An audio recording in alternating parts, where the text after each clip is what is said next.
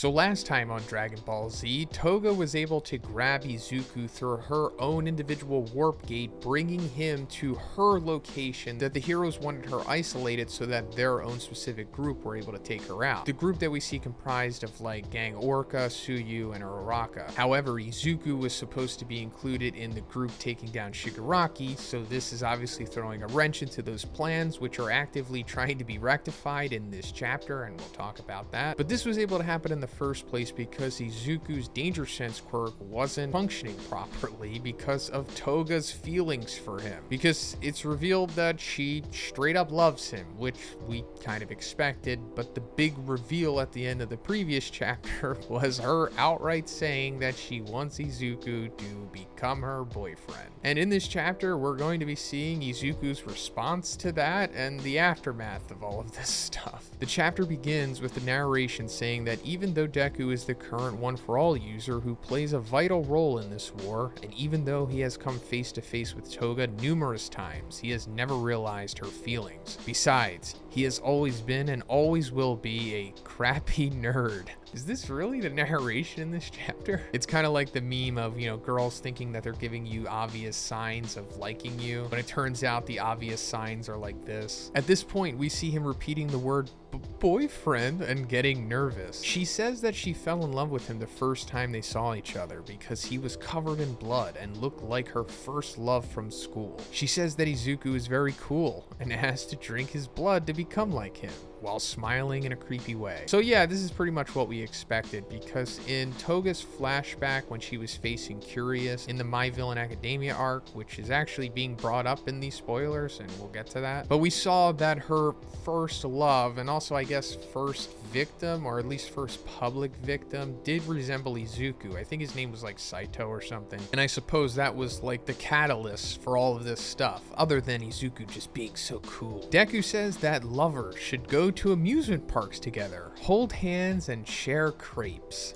Toga replies that for her, liking means wanting to become that person, and that alone is enough for her. So yeah, we talked about this before. This is like the crux of Toga, and one of the prevailing elements in her mental health issues for sure, which I guess inherently come from her just being unfortunately blessed with this quirk that she has. Since I suppose it compels her to consume the blood of others so that she can become them, because that's the dynamic of it. The Nomu strikes again, and a huge wave rushes Toga. While being covered by water, she asks, "Hey heroes, what do you want to do to me?" Uraraka remembers that this is the same question she asked in the previous war. Deku says he doesn't know yet. He used to think that he had to get strong like All Might, so he understands Toga's mindset. Yeah, I don't know if the two are really relatable, but alright. She asks why he opposes her despite this. He replies that he never wanted to hurt the people he admires. Toga smiles in a more controlled way, as if she was upset by the answer. She remembers her parents' scoldings and what Curious told her, and Ochako telling her that she must face the consequences of her actions. So like I said, we're touching on her fight with Curious from the My Villain Academia arc here, and I haven't seen any panels. I don't know exactly what she's saying here, but let me just mention one of the core things that Curious says to Toga, which is more so just exposition on her character, if anything. So towards the end of their fight in chapter 226, Curious says, "You drink blood to transform. You were born with that meta ability, and you've always had a strong fascination with blood. But the true tragedy here came from a perfectly ordinary feeling of admiration. Blood and admiration. Those two elements combined into something that society was never going to accept." She says that they are all the same, and that they only consider heroes and those who are protected by them to be real people. She puts on her mask and moves towards the two of them. She tries to hit Deku multiple times, but he defends himself. That's when Ochako arrives and grabs her, and they both roll away. She says that she has been thinking about Toga since the two met, but Toga replies that she no longer thinks about Ochako, only about Izuku.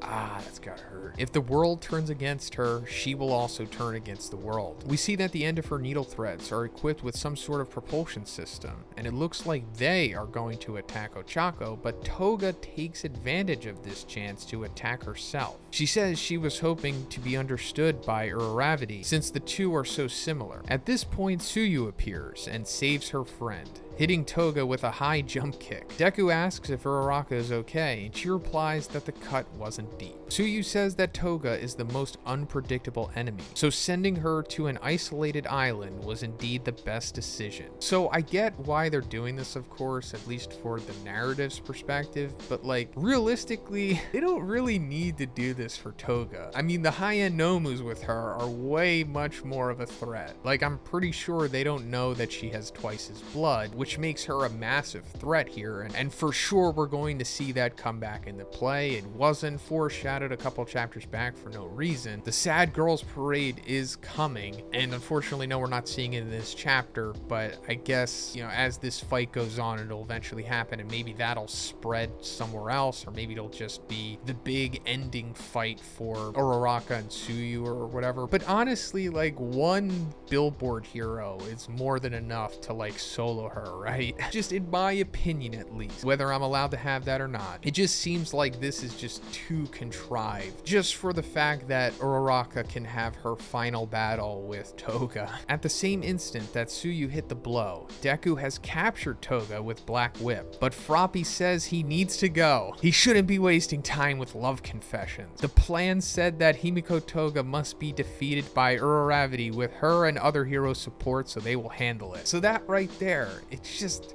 so contrived and unnecessary, right? Or maybe I'm wrong, but it even seems like Horikoshi is like forcing himself to make this happen when it doesn't really need to happen, because he literally has Izuku like capture her here, only for Tsuyu to come in like an NPC or something like, no, you're not playing the mission properly. You're not allowed to break the sequence of events that we have predetermined. Deku removes the whip and Uraraka asks him to stop Shigaraki. He remembers the conversation they had in front of Troy and seems a little apprehensive, but Uraraka tells him to do his best. Toga gets up and says that living is too hard, and even though she loves him so much, this is how she is treated.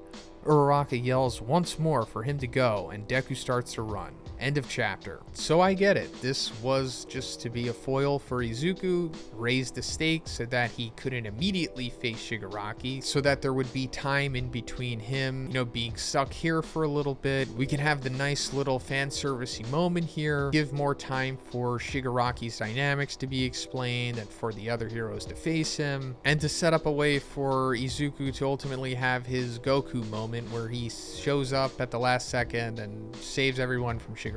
I mean, that's probably what's going to happen, but I don't know. This has all just kind of been a little clunky to me, and I'm sure you're going to be super upset with that. And it wasn't my intention to upset you with my opinions, but it just seems inevitable at this point. But let me know what you think about the spoilers in the comments, and if you liked the video, please give it a like and please subscribe if you haven't already.